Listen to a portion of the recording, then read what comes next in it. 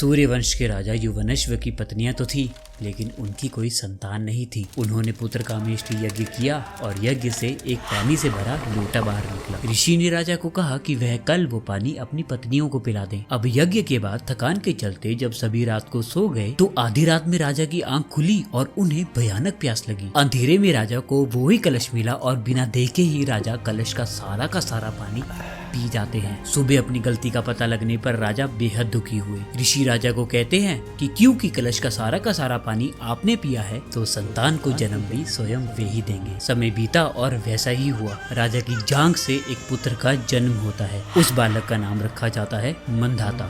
अब पुत्र तो पैदा हो गया, लेकिन उसे दूध कौन पिलाए? तब इंद्रदेव ने कहा कि देवताओं के शरीर में खून नहीं बल्कि दूध होता है और वह अपना अंगूठा काट कर उस बच्चे को दूध पिलाते हैं। कहते हैं कि आज भी जब बच्चे अंगूठा चूसते हैं ना तो वह मंधाता से आ रहा है। Can you imagine being chased by a weapon that never stops? King Ambarisha was a devout follower of Lord Vishnu, and one day, during a fast, sage Durvasa visited him. He wanted to take a bath in the nearby river and then return to eat. King Ambarisha didn't have any food and waited for his guest to return, but he sipped water since he had to break the fast within a time frame. But sage Durvasa took it as an insult, cursed Ambarisha. He summoned a demon to punish him. But Vishnu's Sudarshana chakra came to the king's rescue, destroying the demon instantly. The chakra didn't stop there. It chased Durvasa across the universe. Even the gods couldn't save him. In the end, only King Ambarisha's forgiveness could stop the weapon. Like, share and subscribe to Dharmayana.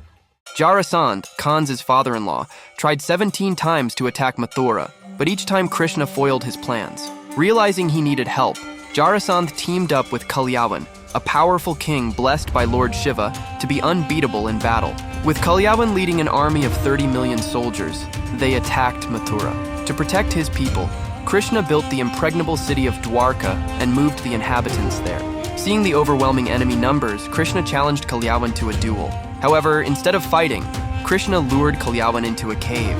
Little did Kalyavan know, inside the cave slept Muchukunda, a king from Treta Yuga and an ancestor of Lord Rama. Indra had granted him a boon.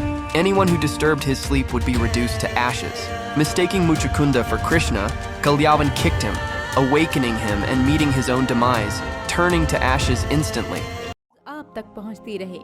अगर आपको ये video अच्छी लगी तो इसे like भी करें। इस कथा का वर्णन हमें वाल्मीकि रामायण के उत्तरकांड में मिलता है। लवणासुर लंकापति रावण की सौतेली बहन राक्षसी कुंभिनी और दैत्य मधु का पुत्र था। इस प्रकार उसका रावण से मामा और भांजे का रिश्ता था। जिस प्रकार रावण महादेव का सबसे बड़ा भक्त था, उसी प्रकार लवणासुर भी महादेव का भक्त था। परंतु स्वभाव से लवणासुर रावण से भी अधिक उग्र और अहंकारी था। लवणासुर मथुरा के समीप स्थित मधुपुरी राज्य का राजा था। वो रावण की भांति ही ब्राह्मणों और मनुष्यों की नर बलि दिया करता था। लवणासुर ने महादेव का कठोर तप करके उनको अत्यंत प्रसन्न किया। उसकी भक्ति से प्रसन्न होकर महादेव ने उसे अमोघ त्रिशूल आशीर्वाद स्वरूप प्रदान किया, जिसके बल से वो और अधिक शक्तिशाली हो गया था और इसके अहंकार में आकर उसने क्रूरता की हर सीमा को लांघ दिया। मैं सुमित्रा नंदन महाराज दशरथ का पुत्र शत्रुघ्न हूँ। अच्छा, तो तुम हो दशरथ के पुत्र? तब तो अवश्य ही तुम्हें युद्ध करने का अवसर प्रदान करूंगा और जो दुर्गति मैंने तुम्हारे पूर्वज मधांता की थी, आज वही दुर्गति करने का सौभाग्य मुझे पुनः प्राप्त होगा।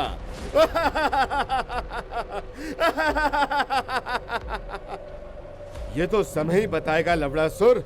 For a tale untold, get ready to meet Shatrughna, the warrior with a heart of gold. Shatrughna, the youngest brother of Lord Rama, often remains the lesser-spoken hero of the epic Ramayana.